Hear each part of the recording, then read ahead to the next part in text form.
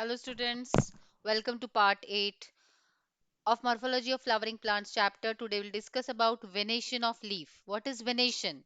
Arrangement of veins and veinlets in the lamina of a leaf. It is called as venation.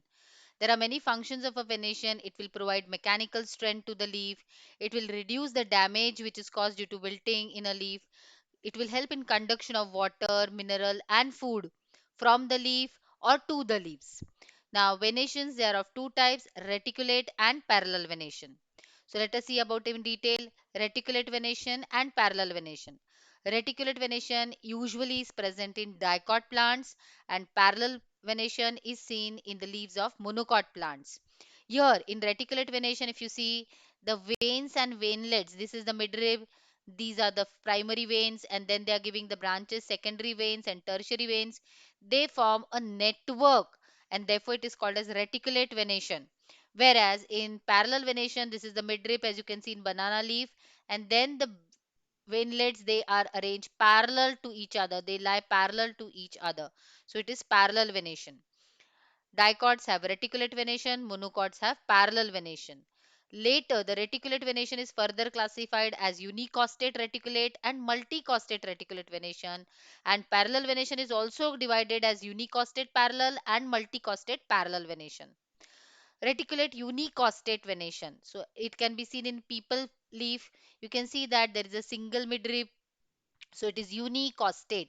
It is reticulate because it is giving out the secondary veins and then the tertiary and then the branches, which forms a network. So it is showing reticulate unicostate, single midrib is present, found in mango, peepal, Mangifera indica, Ficus religiosa.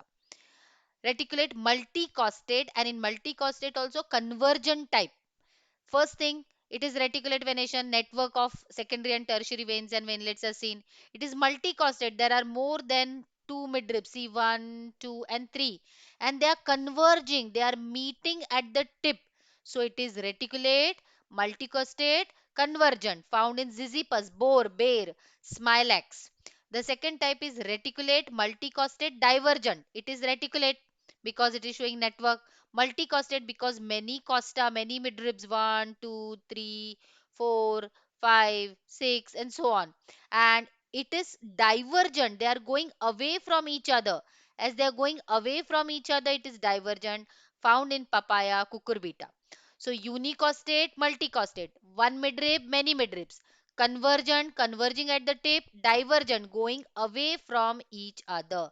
I hope you understood the types of reticulate venation. Similarly, parallel venation also shows unicostate venation, single midrib as in canna, and then the other branches are like just parallelly arranged.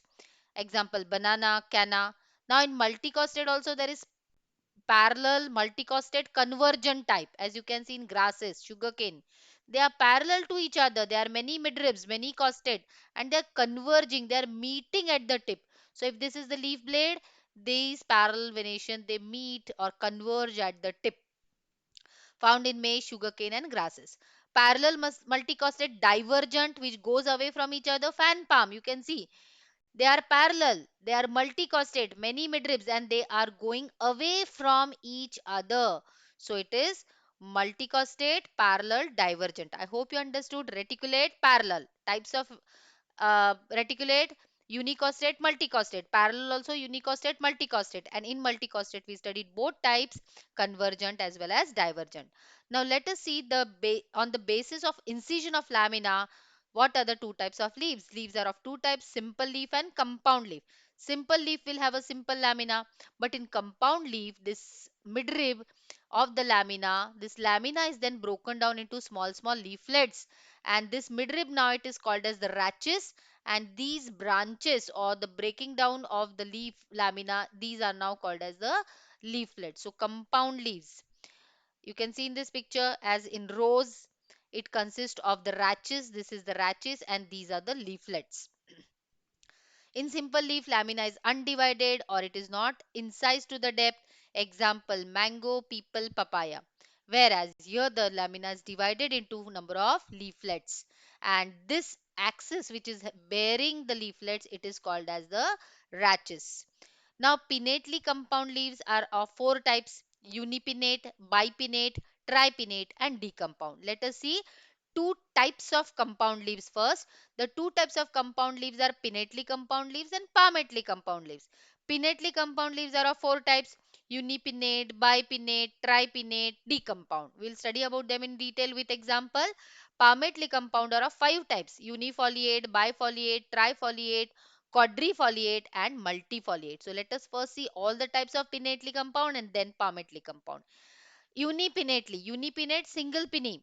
In unipinnately compound, the leaflets are borne directly on the rachis. So this is a rachis and leaflets are borne on the rachis. So you can see the midrib, the rachis and the leaflets, unipinnate. And they are of course present in opposite direction. Now there are two types of unipinnate, that is peripinnate and imparipinnate. Peripinnate, simple, I'll tell you students. Remember, peripinnate they have even number of leaflets and imperipinnate they have odd number of leaflets. As in Azadiracta, see odd number 1, 2, 3, 4, 5, 6, 7, 8, 9, 10, 11. Odd numbers are present in imperipinnate. If you count these in case of tamarind or cassia, they're even number. So unipinnate is of two types: peripinnate, even number of leaflets; imperipinnate, odd number of leaflets, as in neem, as in rose. Okay. Now bipinnate. Now to understand this bipinnate, it is very simple. There is this one rachis. The rachis gives out branches. These are the branches of rachis, primary branches, and then the leaves are arranged from the branches of the rachis. Now the leaflets are called as pinnules. Okay. So there is one rachis. Rachis gives out branches and then pinnules on these branches. So these are bipinnately compound. Tripinnately, main rachis, branches. This again give out branches and then the leaflets are borne on the tertiary branch. Then it is tripinnately compound leaves. So bipinnately compound, I hope you have understood. Rachis gives out secondary branches and leaflets are present called as pinnules on the secondary axis. Example: acacia, caesalpinia, mimosa, touch me not plant. Tripinnately compound. First rachis, rachis gives out secondary axis, then it gives out tertiary axis, and these small leaflets are present on the tertiary axis. Example: drumsticks or moringa, sheuga. Decompound leaves, the leaves are more than trispinnate. So there will be primary, then it will give out secondary, then it will give out tertiary. Tertiary will again now give out branches.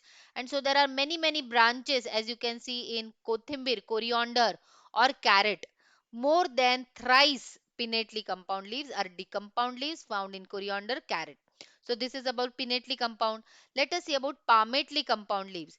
Here in palmately compound, the leaflets are not present on the rachis, but they are present at the tip of the petiole. At the tip, so this is a petiole. At the tip of the petiole, there is a fan-like structure and single leaflet is present. Unifoliate can be found in citrus, nimbu. Bifoliate, this is the tip of the petiole and two leaflets are coming over here. Okay. In trifoliate, three leaflets are coming out. One, two, three in the bale plant, which we offer to Lord Shiva. Quadrifoliate, you can see this is the tip of the petiole and one, two, three, four leaflets are coming. Multifoliate, more than four. In this case, five. So there are five types. Unifoliate found in citrus, nimbu leaf. Bifoliate, example Hardwickia. Even the apta plant, which we offer to each other during Dashera, it is example of bifoliate, Hardwickia. Trifoliate, bale plant. Quadrifoliate, Paris quadrifolia, there are four leaflets at the tip of the petiole. Multifoliate, example silk cotton, there are more than four leaflets present at the tip of the petiole. So these are palmately compound leaves. So students, I hope you have understood pinnately, palmately compound leaves, reticulate parallel venation. Now in next video we will discuss about modifications of leaves to perform different functions. Thank you.